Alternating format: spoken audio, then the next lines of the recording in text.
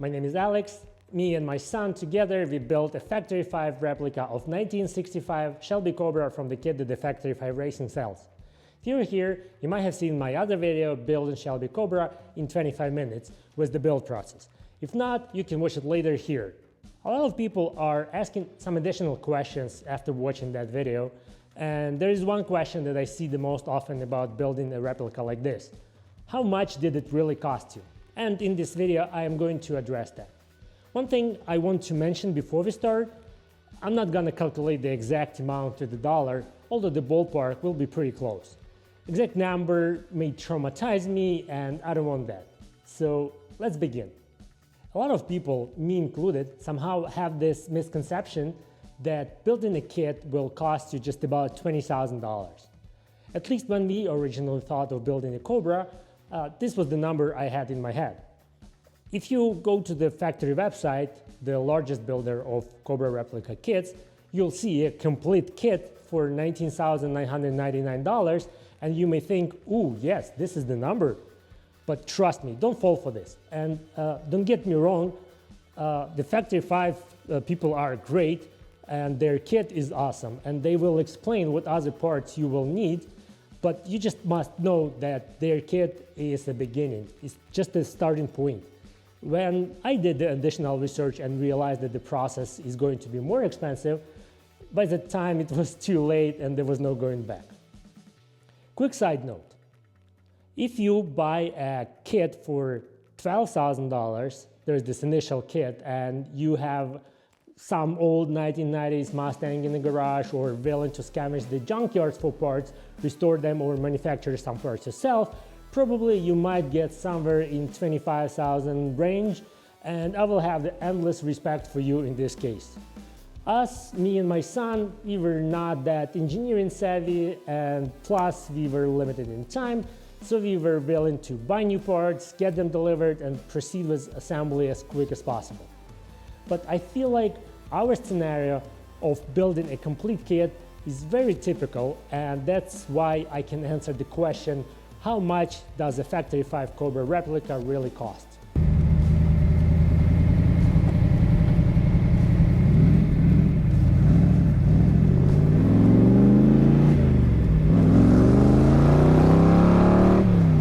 As I mentioned earlier, the Factory 5 complete kit is really only the starting point.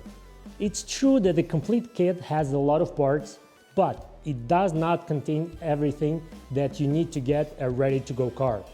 I believe it's probably for legal reasons to qualify as a kit, but I don't know for sure. So when you start with a complete kit, which sets you back at $20,000, it's almost everything you need. But it doesn't have a rear part of the drivetrain, so you need to choose if you want a solid axle, which is supposedly good for drag racing, or independent rear suspension, IRS, which is good for a normal track or just cruising. Yes, those are extra options and quite expensive ones. Half of that cost would be for frame modifications depending on the rear configuration of your choice, and some suspension parts, but you will also need a center section, essentially a rear differential, plus spindles and hubs for the rear suspension. We choose IRS for the comfort and handling, so in our case, we had to add about $4,000 to the cost of the kit. The kit includes the front brakes, but you will also need some rear brakes. The choice will depend on what wheel size you choose, and might add another $600–700 for basic brakes. These brakes are fine in general and stop the car when needed, but you may want to go for premium brakes altogether, and that's another $1,700 for Wildwood brakes.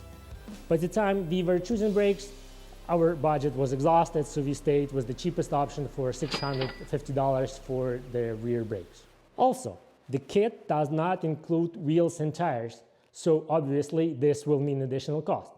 Factory 5 sells sets of wheels in different sizes from 15-inch to 18-inch, and they also sell a complete set of wheels and tires in these sizes. And depending on the size you choose, you can go from $1,100 for just 15-inch wheels to $3,700 for fancy bronze 18-inch forged wheels with Mickey Thompson tires. In our case, we were going for the old school look, so 15-inch wheels and tires added $2,100 to our budget. But remember, you don't have to buy wheels and tires from Factory 5, but you will need them anyway at some point. So just that, the complete kit and drivetrain options will be about $24,000. Wheels and tires are additional $2,000, plus there are always nice options when ordering the kit from Factory 5 that you may want to add. Some of the options you may want to consider is the powder coating. I've heard doing it yourself is a major pain in the ass.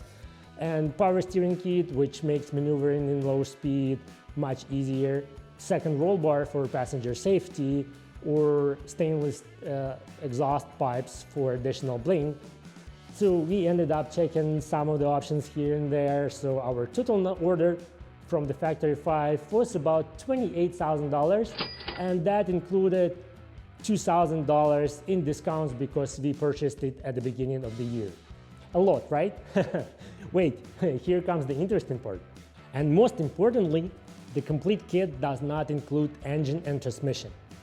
Yes, you can probably buy it from a wrecked car cheaper, but that was not our case. We didn't have time for that. So engine choice will depend significantly on what kind of car you want.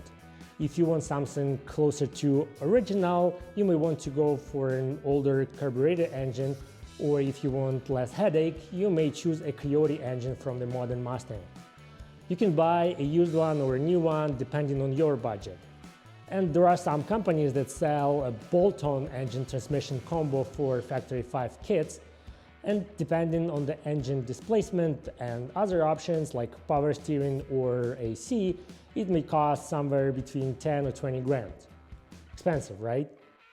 So in our case, the engine and transmission combo was from the company called Blueprint Engines, and they are recommended by Factory 5 and even sell it on the website called factory5engines.com.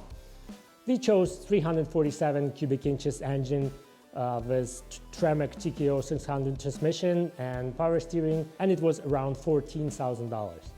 All those legendary 427 engines will cost you for an engine and transmission combo about $20,000. But even a small 347 engine is a lot of fun. Remember, Shelby Racing Team was using 289 engines for its race cars, and so there is that. So there you go, with the kit, engine, transmission, rear end, and some options. It's at least $40,000 just to buy things that will get you build a car. Is this it? Technically yes, but not really. Don't forget, you need to get all that stuff from the factories to your home, unless you're willing to go and pick it up yourself, which in general I've heard is a very nice experience. So you'll need to include the delivery charges for both kit and engine transmission, which are delivered separately. So based on your location, it could be another $1,000 or $2,000. But the delivery is definitely fun when that huge 18-wheeler pulls up to your driveway and you get to unload all those IKEA parts, I mean the Factory 5 boxes. No, it's definitely fun. Then there are tools that you will use to put the car together.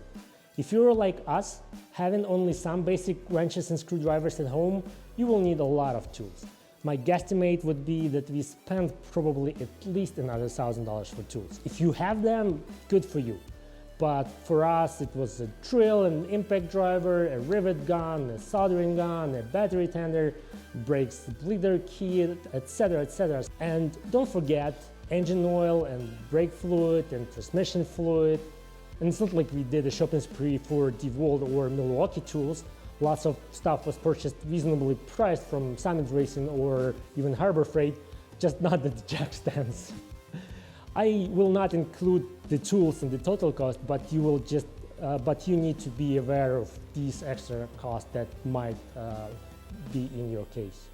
Then there are various modifications and changes that you may want or will have to make during the assembly process. Mind you, we try to stay as close to the Factory 5 assembly manual, but it's not really possible, and partially because the manual is not that good. But it's universal for different configurations, so that's understandable. And in some cases, the modifications will make things easier to assemble, or will make the car better, look better, or work better, or drive better, or make the car safer. And you don't have to buy and install them, but in many cases you will want to. And there is nothing particularly crazy expensive by itself, but it just adds up. So we ended up spending more than $4,000 in these mods, but there are like 40 different items in there. For example, LED headlights, because the originals suck, or fire extinguisher, or drive shaft safety loop, or battery to the front kit, or mechanical throttle linkage, or seat sliders, or seat heaters, USB plug sockets, acoustic and thermal insulation, or fun part like a Cobra logo center cap for a steering wheel. Also remember that some things may be required by your state to pass the inspection and register the car, like windshield wipers, or exhaust protection, or bumper overriders, or self-canceling turn signals. All these things, they are not included in the kit, so you will have to buy them. But this got to be it, right? Wrong! The beauty part, the subject of painting the car. The fiberglass body that originally comes in red protective gel coat and has all these terrible body panel seams, it needs to be prepped and then painted, which may cost somewhere between $4,000 and $12,000 depending on your objectives. If you want to have a daily driver or a show car, these costs will differ. You don't have to do painting immediately. You can drive for some time in the gel coat as I did, but at some point you will want to. We haven't painted our car yet, as you can see, although I hope to do it this year. I know that some people do it themselves, but I'm not one of those people. I know it would turn out to be terrible, so I'm not ready to do it myself. And almost a minor thing, but you will need to register the car and it comes at a cost. Taxes and registration will depend on your state, but in Pennsylvania, where I live, I'm originally from Ukraine but live in PA, I had to pay 6%, 1.7 thousand, on top of the kit cost as a sales tax when registering the car. Along with the registration fee, it's another $2,000 on top of everything else. So there you go, an imaginary 20,000 project suddenly can top over 50,000 easily, and you may start considering spending this money somewhere else. Please don't. This is definitely a money well spent, because the assembling journey is the reward, but the end result, it's also a reward. It's a Shelby Cobra replica that you get to own and to drive.